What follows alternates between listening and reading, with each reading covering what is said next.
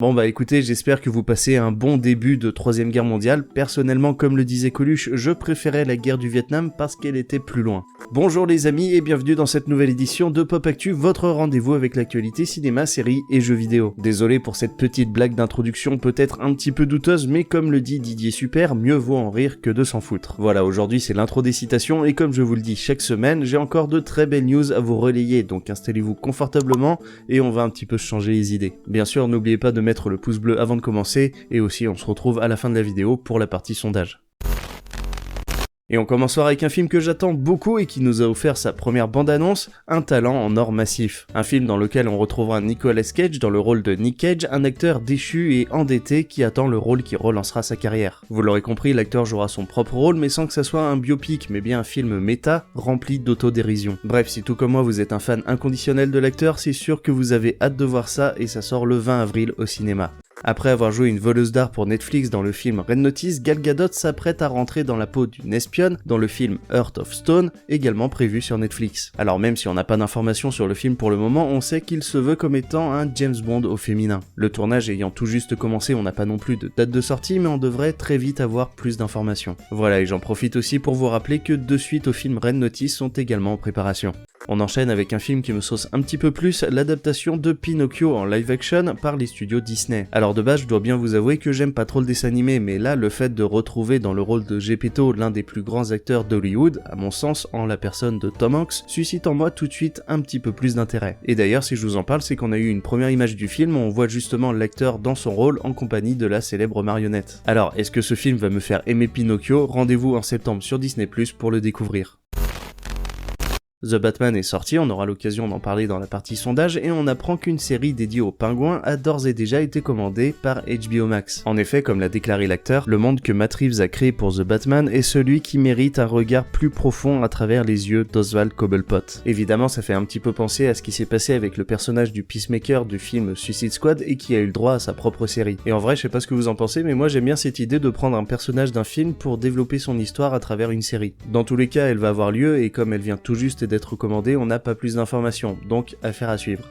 Tiens, et puisqu'on parle d'approfondir un personnage, ça tombe bien puisqu'on a eu une première bande-annonce pour la série Obi-Wan Kenobi. Bande-annonce qui donne vraiment très envie, dans laquelle on retrouve le personnage obligé de se cacher tandis que les Jedi sont pourchassés par l'Empire. D'ailleurs, on ressent vraiment une certaine tension du fait de voir un Obi-Wan Kenobi en perte de confiance face à une inquisitrice Reva qui a l'air d'être bien déterre à défoncer du Jedi. Bref, ça sent vraiment très bon, et en plus dans la foulée on a eu une première image où on voit Dark Vador sortir de sa chambre de méditation, et donc ça donne encore plus envie de voir la série. Bref, rendez-vous le 25 mai sur Disney+ pour voir le premier épisode. Tandis que la saison 6 de Peaky Blinders est déjà en cours de diffusion au Royaume-Uni, les fans français n'en peuvent plus de l'attendre. Eh bien, je suis désolé de vous l'apprendre, mais il va falloir être encore un petit peu patient. En effet, puisque cette dernière et ultime saison n'arrivera que le 10 juin prochain sur Netflix. Mais bon, personnellement ça me va, ça me laisse encore un petit peu de temps pour rattraper mon retard.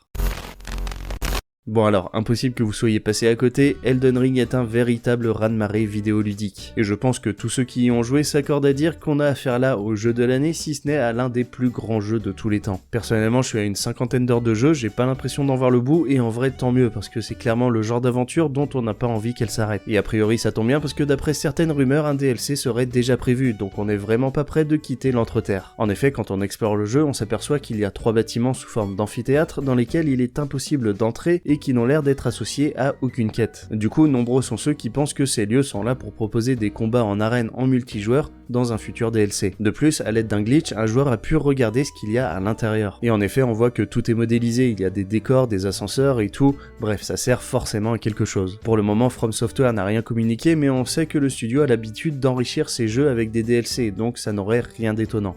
Ça fait des années qu'on entend parler d'une adaptation de God of War en film ou en série, et a priori un tel projet devrait enfin voir le jour. En effet, on apprend qu'Amazon serait en discussion avec Sony pour créer une série adaptée de la licence. Pour l'instant, on n'a pas plus d'informations, si ce n'est que la série serait créée par Mark Fergus et Hugh Cosby, à qui on doit l'excellente série The Expanse. Donc ça, c'est plutôt une bonne nouvelle. Après, en ce qui concerne l'acteur qui pourrait jouer le rôle de Kratos, on n'a aucune information non plus, mais on se rappelle que par le passé, Jason Momoa a laissé entendre qu'il aimerait bien jouer le rôle s'il y avait une adaptation. Et j'avoue que, à titre personnel, je le verrais très bien dans le rôle. En tout cas, Amazon s'attaquerait là à l'une des licences les plus appréciées des joueurs PlayStation, donc une chose est sûre, les attentes vont être très grandes.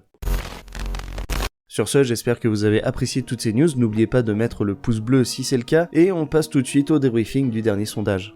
Je vous demandais si vous aviez vu le dernier Batman, et si oui, est-ce que vous l'aviez kiffé? Et à ce que je vois, vous êtes assez peu nombreux à l'avoir vu, à peine 30%, dont la majorité par contre avoue avoir apprécié le film. Ce qui correspond finalement au retour que j'en ai eu, puisque je fais partie des 71% à ne pas l'avoir vu. Et j'avoue être un petit peu dégoûté, mais bon, j'habite à la campagne, je dois faire 30 minutes de route pour aller au cinéma, et je vous avoue qu'à 2€ le litre d'essence, ça dissuade un petit peu de prendre la voiture. Mais bref, j'ai quand même hâte de le voir et j'irai dès que possible. Merci à tous d'avoir regardé cette vidéo, d'avoir répondu au sondage, de commenter, etc. Vous aider à faire vivre la chaîne, ou plutôt à la faire survivre, donc vraiment merci beaucoup. Si vous n'êtes pas encore abonné, il vous suffit de cliquer juste en dessous de la vidéo et d'enclencher la petite cloche. Quant à moi, je vous dis à très vite dans de nouvelles vidéos, d'ici là portez-vous bien, c'était Glenn Erwan, see you next time.